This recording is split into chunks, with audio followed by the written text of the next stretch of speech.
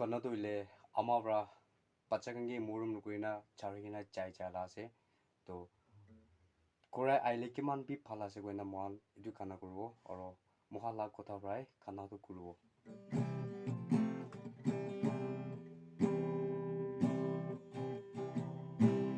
khmer chanji tu ai như sẽ in hư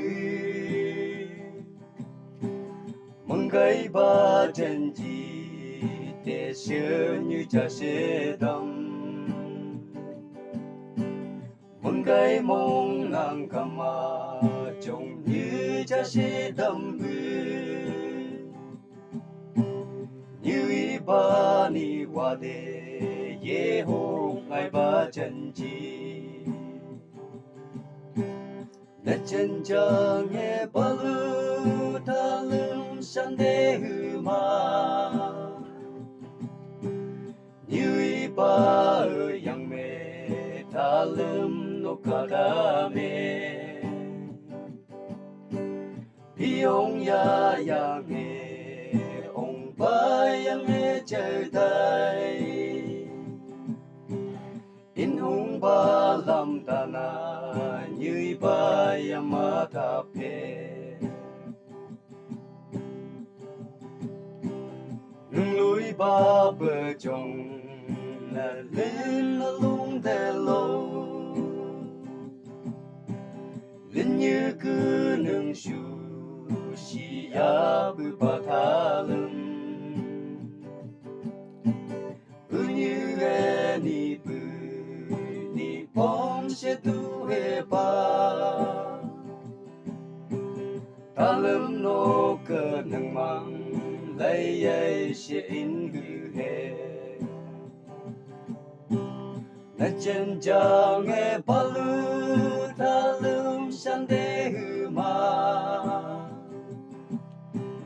như ý ba yang me ta lâm no ka da me bi ông ya nghe ông ba yang nghe trời tay in hung ba lam ta na như ba yama tha pe như ba nâng chi tăng mấy say mấy nở lâu ta lâm nốc thơ măng gầy ba mong lâm điện gu như shimala pante tu bư sẽ đam mê ba ma tha lâm sim de nâng chi ai mong lâm he na chân cha nghe ba lu ta lâm san de hư ma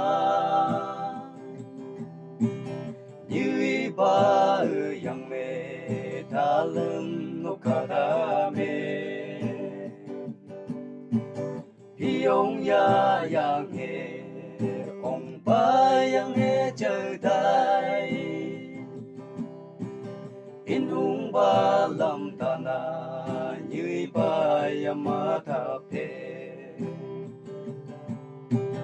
na chân cha nghe ba lu ta lâm san de hư ma như ý ba yang me ta lâm no ka da me bi ông ya nghe